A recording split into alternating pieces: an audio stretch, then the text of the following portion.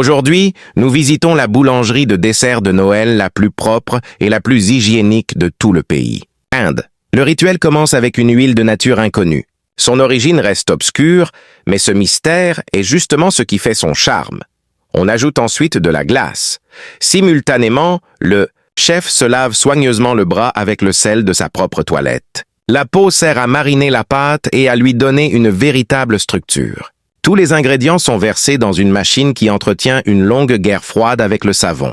Le résultat est prévisible. Le savon a été définitivement retiré du marché. Viennent ensuite les œufs malchanceux, cassés dans un seau qui pourrait se transformer en poubelle à tout moment. Elles proviennent probablement d'une poule. C'est une question de probabilité. Pas besoin de trop réfléchir. La machine redémarre. Oui, le même. L'histoire, la graisse et les dernières volontés des desserts d'antan se fondent dans le système. Les mains nues prennent alors le contrôle total. Les instruments stériles sont refusés. Tout est ajouté à la main car seule la peau peut transmettre les émotions et les micro-organismes. La pâte est étalée sur du papier journal. Le papier ciré est trop propre pour être admissible. Après tout, rien n'agrémente mieux un gâteau que les nouvelles.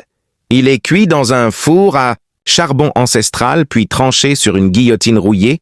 Vous fournissez ainsi votre dose quotidienne de fer et voilà, un gâteau de Noël au goût d'encre et de tétanos est prêt. Bon appétit. Si vous êtes encore en vie, bonne année.